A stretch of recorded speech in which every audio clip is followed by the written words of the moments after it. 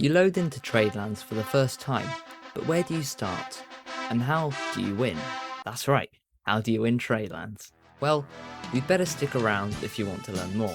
So when you're just starting out in Tradelands, you are ultimately aiming to get to your main level to 10. But there is one problem. How do you do this without knowing how to play the game? Simply put, I'm going to teach you the basics of Tradelands. If you enjoy my content, be sure to show your support and subscribe.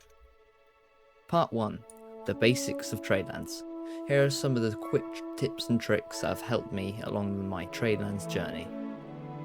Number 1. Pressing M will show your 1800s global positioning system. This is really helpful when trying to navigate around the Grand Isles. Number 2. Following this route around the map is the fastest when trading.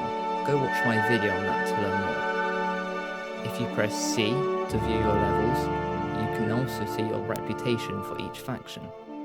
Number 4. It is best to choose a faction and only stick with that faction if you want to build reputation for that faction the most. Spend some time around each of the factions and choose wisely. Number 5. Do not start off as a pirate. You will be constantly targeted when trading by enemy factions.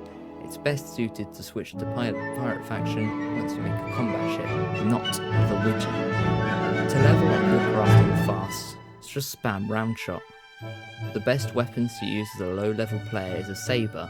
You can always ask a higher level player to craft it for you. When trading with larger ships, stick to servers with less pirates. The more pirates that are in your server, the more money you will make whilst trading, but the riskier it is. The best trade route to take is to start from your faction island, buy cargo there, and sail to Nassau. There, sell and then buy again.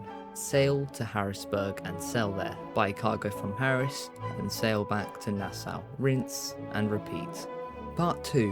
What ships should you make? You should trade with your starter sparrow until you hit level 1, where you should make the swallow. Once you hit level 2, you are going to make the heron. From there, you could either grind to level 5 and get the pheasant, or get the pelican at level 4, and then the pheasant.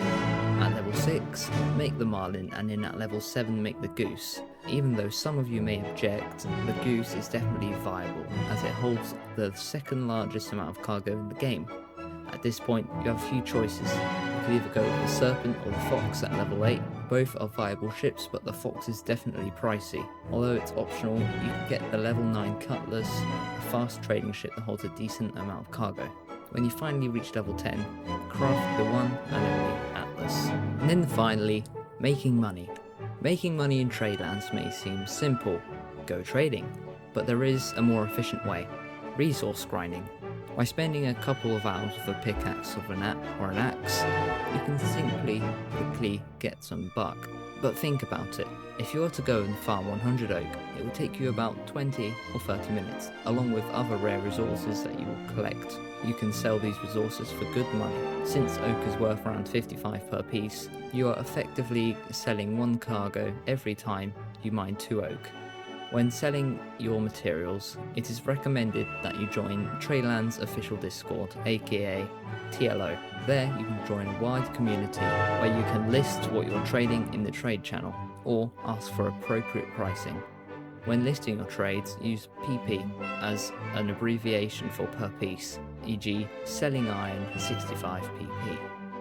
So that's my guide to starting Tradelands, and I hope this was helpful. If you like this sort of content, be sure to subscribe, as I will continue to release content like this till the day I die.